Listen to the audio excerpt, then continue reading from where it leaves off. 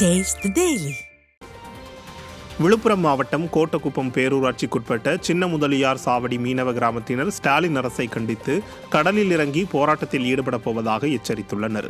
220க்கும் மேற்பட்ட படகுகளை கொண்டு மீன்பிடி தொழிலில் ஈடுபட்டு வரும் நிலையில் படகுகளை நிறுத்த இடவசதி இல்லாமல் தந்திராயன் குப்பம் கிராமத்தில் முதலியார் சாவடி மீனவர்கள் நிறுத்தி வருகின்றனர். இதனால் இரு மீனவ கிராமங்களுக்கும் இடையே மோதல் ஏற்படுவதால் முதலியார் சாவடி கிராமத்தில் தூண்டில் முள்வளைவு அமைக்க வேண்டும் என கோரிக்கை இருந்து வருகிறது. இந்த நிலையில் ஸ்டாலின் அரசு இதற்காக 12.50 கோடி ரூபாய் ஒதுக்கீடு செய்துள்ளதாக கூறினாலும் இதுவரை அரசாணை வெளியிடப்படாமல் உள்ளது. இதனால் கடலில் இறங்கி போராட்டத்தில் ஈடுபட போவதாக சின்ன முதலியார் சாவடி மீனவர்கள் எச்சரித்துள்ளனர். தென்னிந்திய பகுதிகளின் மேல் வளிமண்டல கீழடுக்கு பகுதிகளில் கிழக்கு மற்றும் மேற்கு திசை காற்று சந்திக்கும் பகுதி நிலவுவதால் அந்தமானில் வரும் 13ஆம் தேதி தென்மேற்கு பருவமழை துவங்க வாய்ப்புள்ளதாக வானிலை ஆய்வு மையம் தெரிவித்துள்ளது.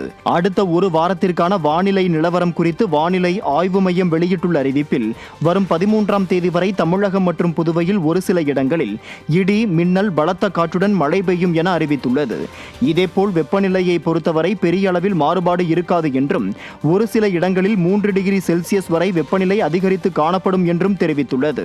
சென்னை மற்றும் புறநகர் பகுதிகளை பொறுத்தவரை வானம் ஓரளவு மேகமூட்டத்துடன் காணப்படும் என்றும் ஒரு சில இடங்களில் இடி மின்னலுடன் கூடிய மழை பெய்யக்கூடும் என்றும் தெரிவித்துள்ளது. விருதுநகர் மாவட்டம் ஸ்ரீவில்லிபுத்தூர் அருகே சாலை விபத்தில் உயிரிழந்தவர்களின் குடும்பத்திற்கு இழப்பீடு வழங்க கோரி 100க்கும் மேற்பட்டோர் போராட்டத்தில் ஈடுபட்டனர்.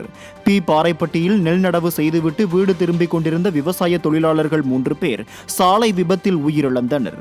இந்த நிலையில் உயிரிழந்த விவசாய தொழிலாளர்களின் குடும்பத்திற்கு தலா 5 லட்சம் ரூபாய் வழங்க கோரி வட்டாட்சியர் அலுவலகம் அருகே கிராம மக்கள் போராட்டத்தில் ஈடுபட்டனர்.